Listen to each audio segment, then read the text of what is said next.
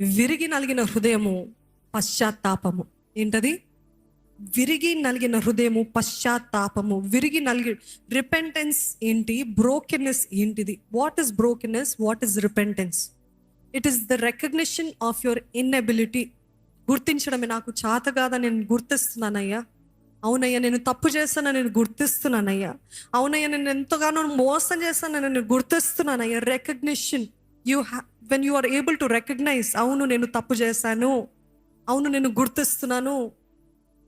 చూడండి, తప్పిపోయిన కుమారుడు తండ్రి దగ్గరికి వచ్చాడా, లేకపోతే తండ్రి తప్పిపోయిన కుమారుడు దగ్గరికి వెళ్ళాడా? తప్పిపోయిన కుమారుడు తండ్రి దగ్గరికి వచ్చినప్పుడు అప్పుడు తండ్రి వెళ్ళి పరిగెత్తుకొని హత్తుకున్నాడని ఉంది, కానీ ఎక్కడున్నాడో అక్కడికి వెళ్ళి ఈ తండ్రి పోయి ఓదార్చలేదు, రా అని పిలవలేదు. కానీ ఎక్కడున్నాడో అక్కడ వారి భవనంలో రోజు వేచి ఉన్నాడంట. నా కుమారుడు మళ్ళీ వస్తాడా, బిడ్డ మీదకి వస్తాడా. ఈరోజు మన పరమతని కూడా అంతే. ఈరోజు ఇక్కడ చాలా మంది తప్పిపోయిన కుమారులు కుమార్తెలు ఉంటే దేవుడు అంటున్నాడు, నేను నీ దగ్గరికి రాను, but I'm waiting for you to come back to me.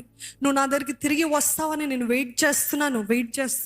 నువ్వు నా దగ్గరికి వస్తే మాత్రము నేను ఇంకా దాసుడుగా చూడటము కాదు, కానీ రెండంతల రెస్టరేషన్ దయచేస్తాను. హల్లెలూయా. ఆయన దగ్గరికి వస్తేనే రెస్టరేషన్ అండి. ఆయన దగ్గరికి వస్తేనే అధికారపు ఉంగరము, ఆయన దగ్గరికి వస్తేనే శ్రేష్టమైన వస్త్రాలు, ఆయన దగ్గరికి వస్తేనే మరలా పొజిషన్, మరలా స్థానము, మరలా అధికారము దేవుడు ఇస్తాడు. ఆయన దగ్గర రాకుండా నాకు రెస్టరేషన్ కావాలంటే రాదు. కేవలము రావటం కాదు, కానీ విరిగి నలిగిన హృదయముతో ఆయన సన్నిధికి రావాలంట. విరిగి నలిగిన హృదయంతో ఆయన సన్నిధికి వస్తే ఆయన తప్పకుండా నెరవేరుస్తాడు. ఈరోజు చాలా మంది కోపముతో, ఆవేశముతో, ఈగో ఎఫెక్ట్ అయ్యి చెప్పా చేయకుండా, లేకపోతే మేనేజర్ పైన కోప్పడి హఠాత్తుగా జాబ్ రిజైన్ చేసేసి నేను వెళ్ళిపోతాను అంటున్నారు. వెళ్ళిపోయి ఉంటారు కూడా.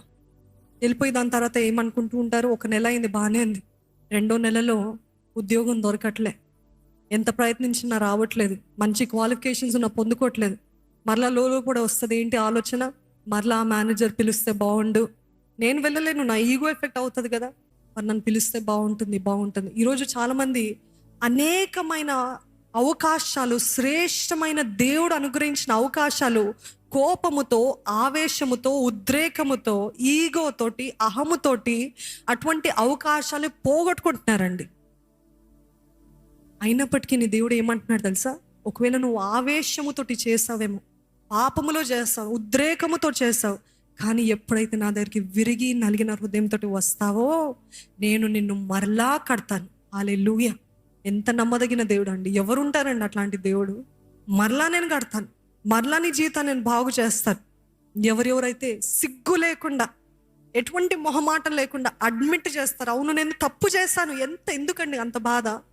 పాపము చేసేటప్పుడు అంత బాధ ఉండదు, కానీ నేను పాపము చేశాను అని ఒప్పుకోవడంలో ఎందుకు అంత బాధ? ఎందుకంత అహము? ఎందుకంత గర్విష్ఠులు దేవుడు అనగదొక్కుతాడంట. ఈరోజు ఎవరైతే దీన మనసుతో నేను తప్పు చేశానయ్యా, నేను పాపినయ్యా, నేను ఎంతో సిగ్గుమాలిన పనులు చేశాను, పనికిమాలిన పనులు చేశానని ఆయన సన్నిధిలో అడ్మిట్ చేస్తే వారికి నిజమైన రక్షణ, రెస్టరేషన్ అతి శీఘ్రంగా వస్తుంది.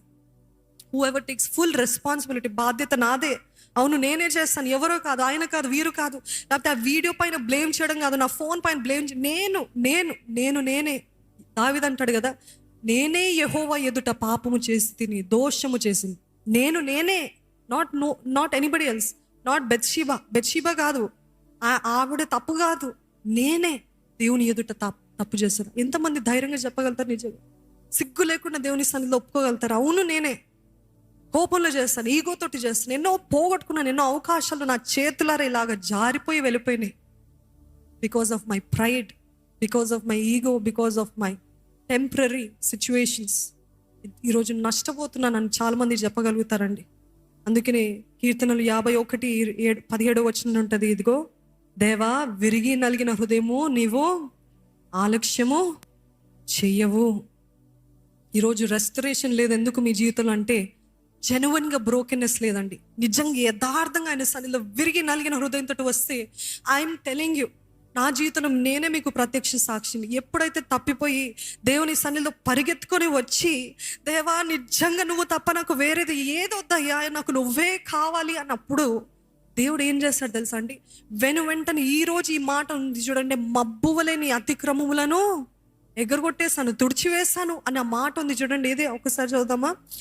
22వ వచనం, మంచు విడిచిపోనట్లుగా నేను నీ అతిక్రమములను, మబ్బు తొలగునట్లుగా నీ పాపములను తుడిచివేసి ఉన్నాను, నేను నిన్ను విమోచించినాను, నా యొద్దకు మల్లుకొనుము అని మాట నేను ఎప్పుడైతే పశ్చాత్తాపడి గోజాడి రాత్రంతా ఏడుస్తూ మొరపెట్టుకున్నప్పుడు దేవుడి వాగ్దానం ఇచ్చాడు. ఇంకా వాగ్దానం వచ్చిన తర్వాత నా పరిస్థితి అనుకుని చూడండి, నాలో ఉన్న ప్రతి గొలుసు యేసు నామంలో తెంపివేస్తాడండి. ప్రతి చీకటి నన్ను విడిచిపోయింది, ప్రతి భారభరితమైన ఆత్మ నన్ను సడన్గా నాకు సో ఫ్రీ, ఎంత స్వేచ్ఛను పొందుకున్నాను, ఎంత విడుదలను పొందుకున్నాను, ఎంత లైట్, ఎంత తేలికగా అనిపించింది. దేవుని వాక్యము జీవం కలిగిన వాక్యము. ఆయన మాట అగ్ని వంటిది కాదా? మన జీవితాన్ని మార్చివేదా? ఈరోజు దేవుని సన్నిధిలో నిజంగా నేను యథార్థంగా పశ్చాత్తాపడినట్లయితే ఏం చేస్తాడు తెలుసా అండి? మన అతిక్రమంలో తుడిచివేస్తాడంట. నా దగ్గరికి రా, మరలా నా దగ్గర మల్లుకొనుము అని జెన్యున్గా ఆయన సన్నిధిలో మనము మొరపెట్టుకున్నప్పుడు దేవుడు మనకి రెస్టరేషన్ దయచేస్తాడండి.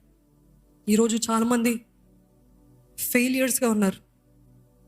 ఫెయిలియర్స్ అంటే ఎడ్యుకేషన్ పరంగా కాదు, విద్య పరంగా కాదు, కానీ ఐ నో ఇక్కడ ఉన్న వాళ్ళు చాలామంది ఐ హ్యావ్ ఫెయిల్డ్ గాడ్, నేను దేవుని ఎంతగానో బాధ పెట్టాను. ఈ మాటలు నాకు ఎందుకంటే ఎంతమంది యవనస్తులు అంటారు, you are constantly feeling this pain, I am failing God, నేను దేవుని బాధ పెడుతున్నాను, నాకు తెలుసు ఇది చేయొద్దని మరలా చేస్తున్నాను, నాకు తెలుసు ఇది దేవుని గాయపరుస్తుంది కానీ మరలా చేస్తున్నాను.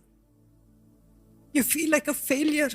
నిజంగా నా వల్ల అవ్వదు, నేను దేవుని సంతోషపెట్టలేను.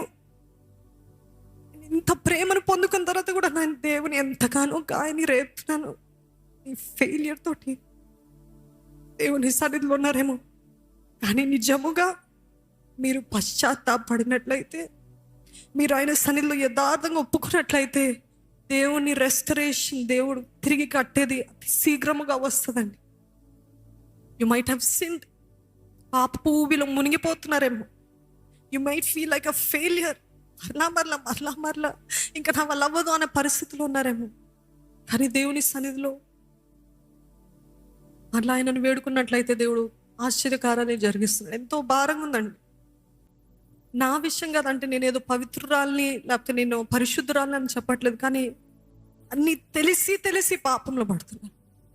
అపవాది పాపం అనే యుద్ధము మీ ముందు పెట్టినప్పుడు ఆ పాపం అనే యుద్ధంలో మరలా ఓడిపోతున్నారు.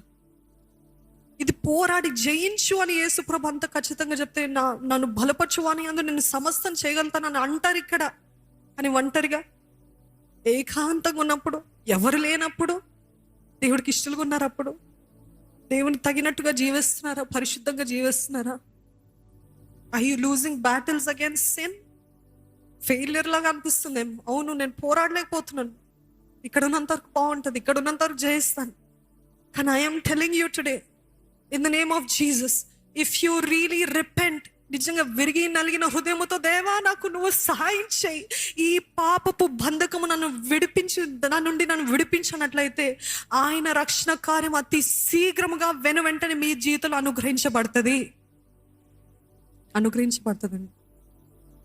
ఎప్పుడైతే నిజంగా ఆయన సన్నిధిలో పశ్చాత్తాపడతారో, miracle after miracles he will do.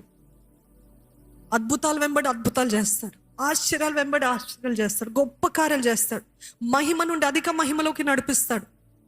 దేవుని సన్నిధిలో నేను పశ్చాత్తాపడినప్పుడు వెంటనే నాకు కనపడలేదు, కానీ step by step see where God is taking.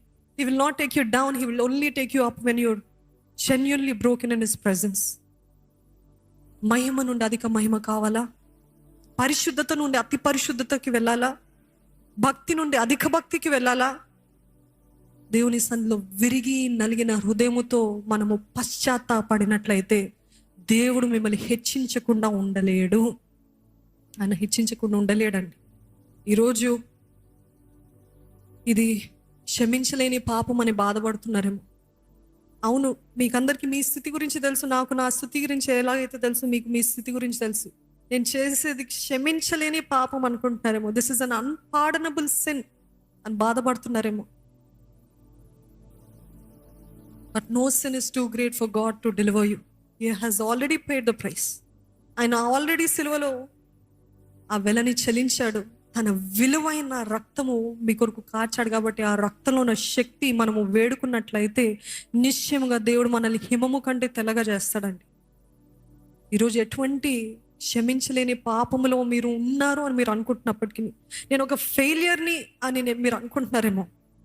ఎంతటి ఫెయిలియర్స్ అయినా దేవుడు మీ జీవితాన్ని కట్టినప్పుడు అది అందరికీ ఆశ్చర్యకరంగా ఉండేటట్లు దేవుడు మిమ్మల్ని చేయబోతున్నాడు. హల్లెలూయా. తృణీకరింపబడిన రాయి ఏమవుతుందంట? మూలకు తలరాయిగా చేస్తాడండి. మూలకు తలరాయిగా చేస్తాడు.